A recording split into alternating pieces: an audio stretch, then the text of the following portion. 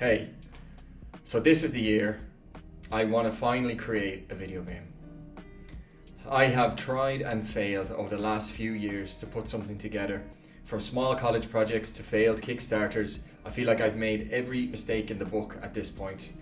I don't know how many times I've given up on game dev only to find myself back prototyping something a few weeks later.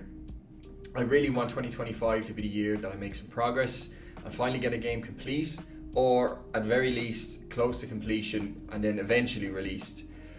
I spend a lot of my time watching other indie devs release their own development logs on YouTube, and it's quite inspiring and motivational to see what can be built with enough drive, hard work, passion.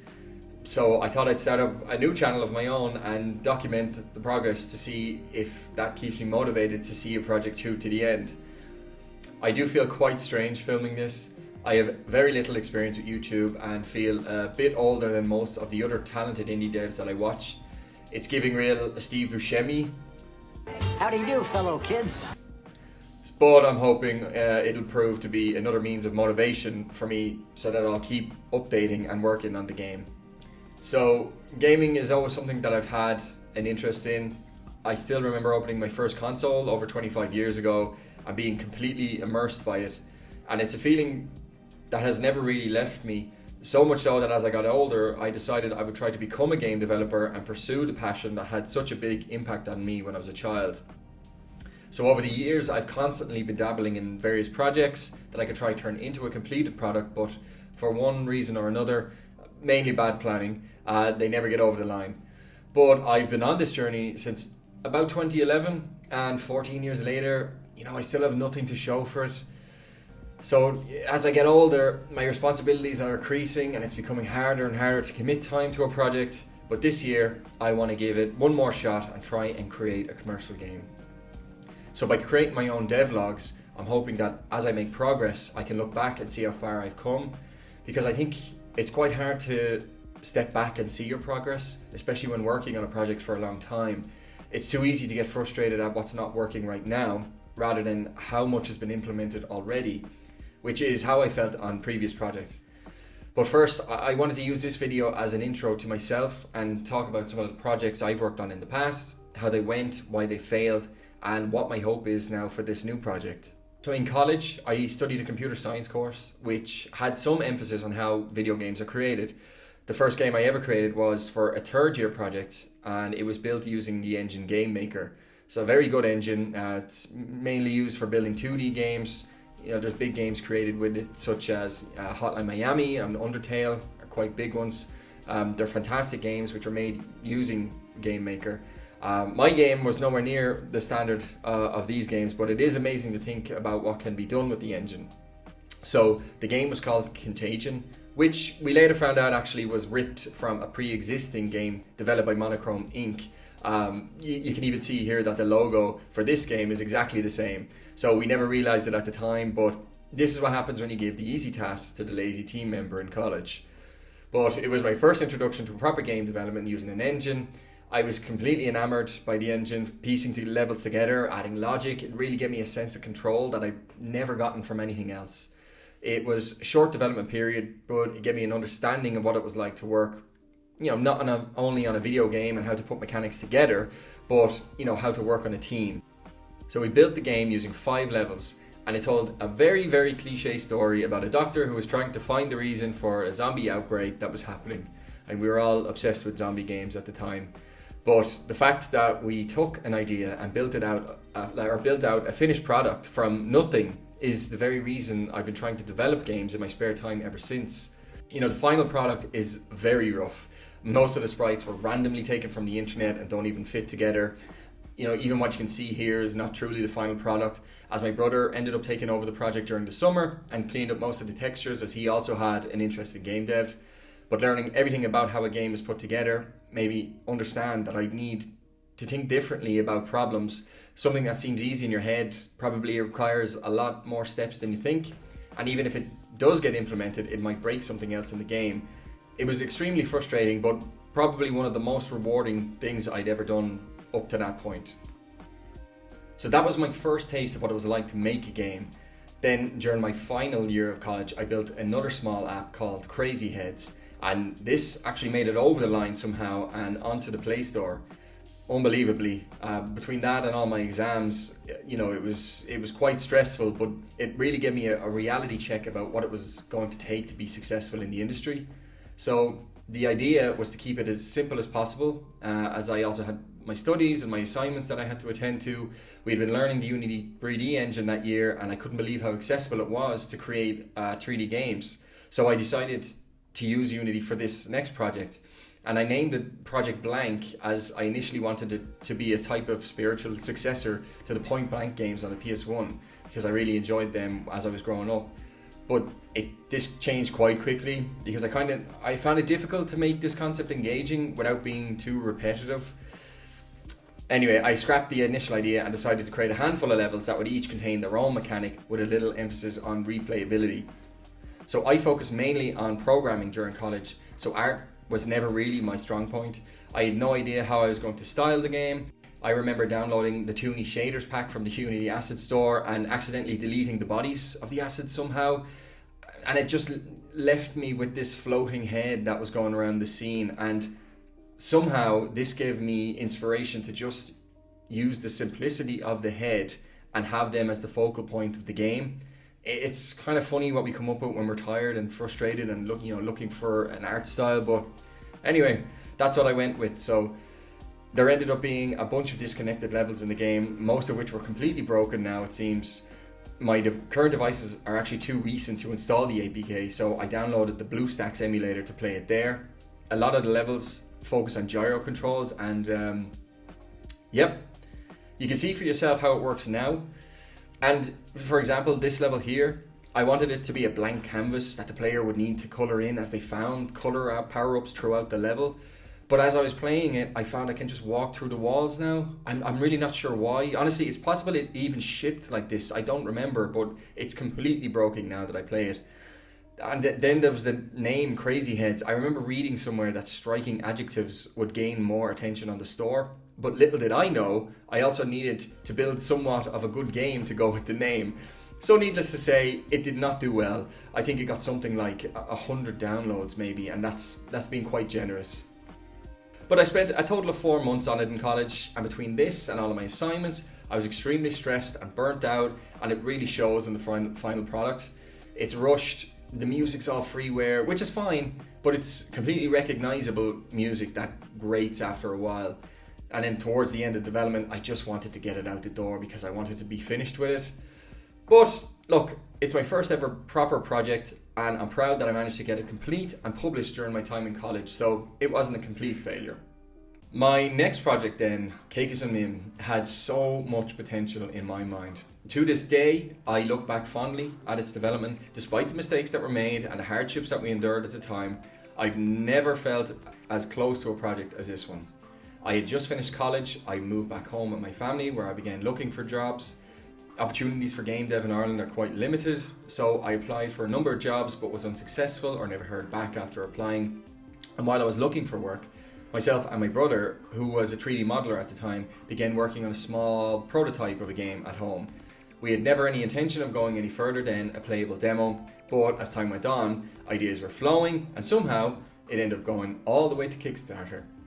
So this came about as my brother had the idea for a game that was focused on the mechanic of a slime monster that could be used to jump on players' heads and control them.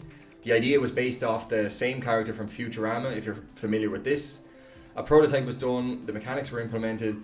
The only problem was there wasn't much substance to the gameplay. You just jumped on a character's head and that was it, and we really found that we couldn't go anywhere with it. But, it could have been fleshed out so much more than it was. Think Super Mario Odyssey with how Mario uses Cappy. That's a route we could have gone down.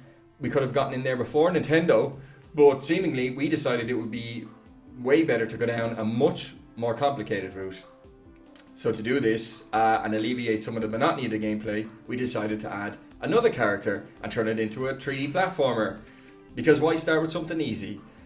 But at the time, the game Yooka-Laylee was being kickstarted by some game studio veterans from Rare, and I think we saw how popular that was doing and that there might still be some love for 3D platformers, especially given that the popularity for similar Buddy Duo games in the past, like Banjo-Kazooie and Ratchet & Clank and Jack and Daxter, they were all still quite popular.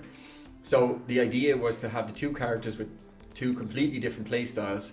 Caecus would be kind of like the brute, and Mim would be the more vulnerable one and have to take control of other characters to survive, based on the original idea we had with the slime monster. So we made a number of mistakes during this time. Mainly, we created a demo based on how our two characters first met, where there was a big war being raged on their planet and they ended up crash landing into a spaceship that was destined for Earth. But the original idea of the game was to take place on Earth to see how Caecus and Mim would interact with the humans. So instead of building the demo there, we decided to do it on their home planet, and that would be completely disconnected from the main game. But at the time, it made sense to have the Kickstarter demo function as like a backstory for the characters. I'm looking back at it now, we should have just created the demo to focus around how the final game would play out. But over the course of the 4 months then, we brought in a total of 5 people, I think, in the end, to help with the project. We had a programmer, a 3D modeler, a 3D artist, a texture artist, and a sound artist. So we were all working towards having this playable demo that we could bring to Kickstarter. My brother and I weren't working at the time, so we were spending like 16-hour days almost every day to get this demo into a playable state. Another big mistake that we made was building out Caecus using rigid bodies and raycasts instead of using Unity's built-in character controller, which would have been so much easier. I can't even remember why we were so set on this now. Maybe we just got too deep into development with it, because then we completely overhauled Mim from the green slime character we originally had to another character we had built to act as an enemy in the game. And this required going back and redoing tons of work and spending time we really didn't have, but we liked the new character design. But it was about a month before the Kickstarter was due to launch, and we completely moved away from the simplicity of the original idea. So I think I mentioned earlier, like, of all the mistakes that could be made, we probably made all of them. But somehow, miraculously, we finished our demo while being completely burnt out, and we launched our Kickstarter. And yeah, this is how it went. Not great.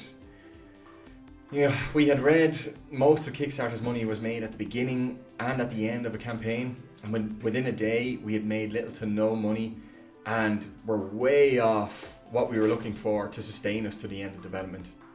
So we ended up giving up almost immediately. We knew the goal wouldn't be hit, and we didn't have it in us to keep working on it as much as we were working on it for free anymore. And I'll just never forget the deflation I felt after this.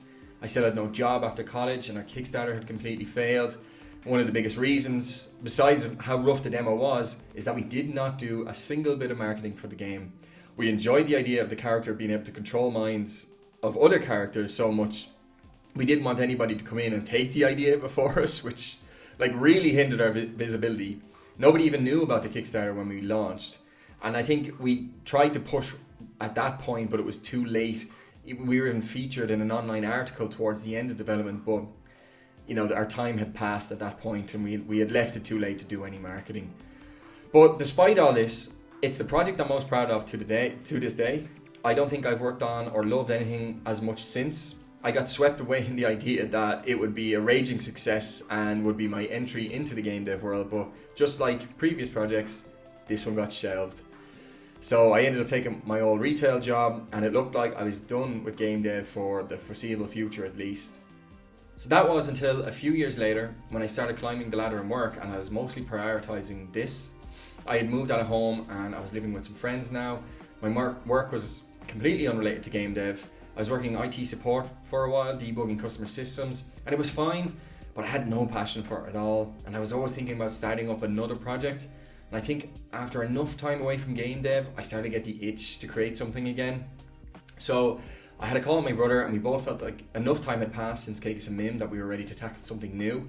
And this time it would be different. We'd pick something on a much smaller scale. We troubleshooted some ideas. We ruled out anything that was out of scope and narrowed it down to the simplicity of Pong with the excitement of Rocket League. Simple as that. But funnily enough, we actually found something that might have fit that bill, and what we kept coming back to was the football game from Rayman Legends, Kung Foot, if anyone is familiar with this.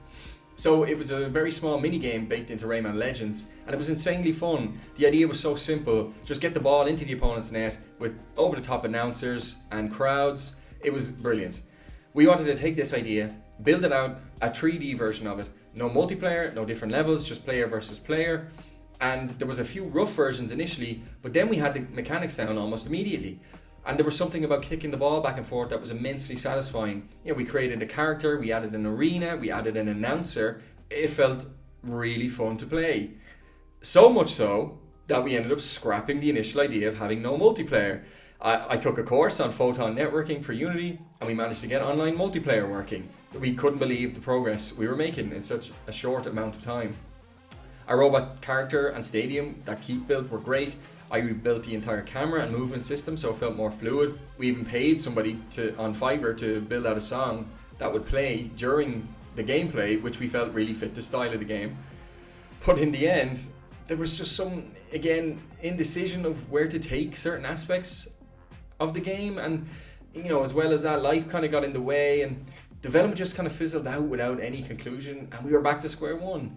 So that was another one for the game dev graveyard.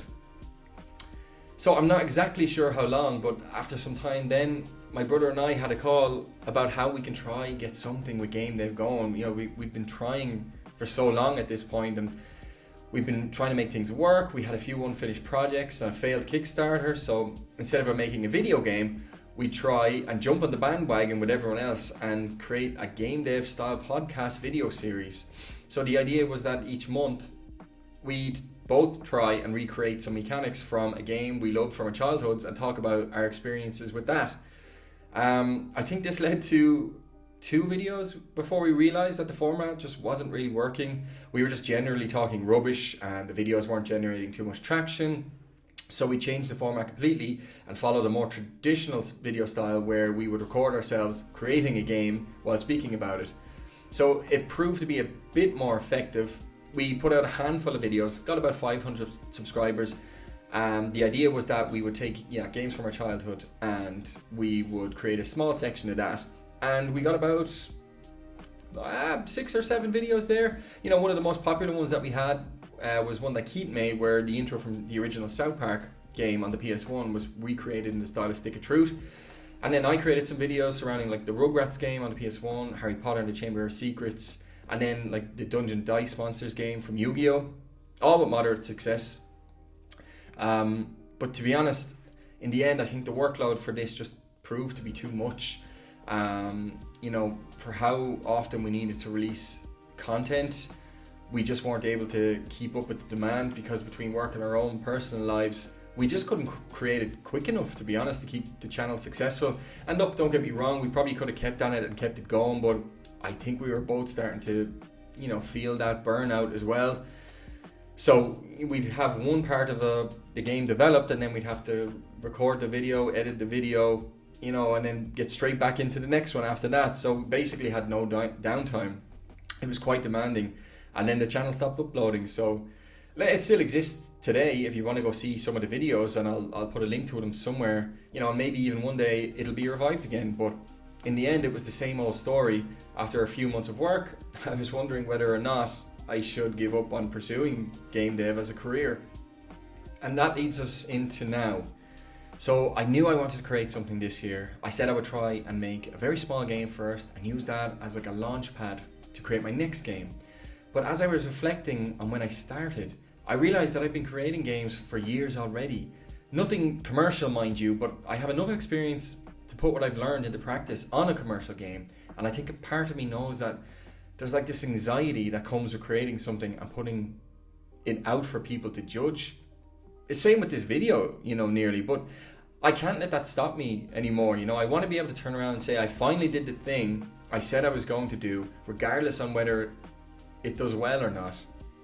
So as a creative, it's easy to get bogged down in everyday life when you're trying to manage all of your responsibilities. For me, weeks go by where I'm burnt out by life and I feel like I should just get up and work on anything, but I just sit and I scroll on my phone all evening and I watch the night go by, saying that I'll start tomorrow. And then tomorrow comes and I sit down to do work, but I'm stricken with, decision paralysis on where to begin. Or I'll start a project that I'm excited about and then I'll run out of motivation for it when I realize how big a task it actually is to put it all together. But I think it's just important to remember that, I started all this for a reason. And it's because I love bringing ideas to life. And I always feel that with enough work and luck, I can make it happen. So even if this doesn't do well, I'll probably keep trying until I'm old and even more grey than I already am. But more than anything, I think I just want to prove to myself that the dream I had all those years ago is still achievable. So yeah, that's it. I hope you enjoyed this look into my past. I'm hoping to release a series of devlogs now going forward. I'm already in the middle of creating the first one. I just have to edit it and put it together, and I'll release it, and I'll talk a little bit about the idea then and what I'm hoping to achieve. But until then, thank you for tuning in and listening, and I hope to see you all in the next video. Bye.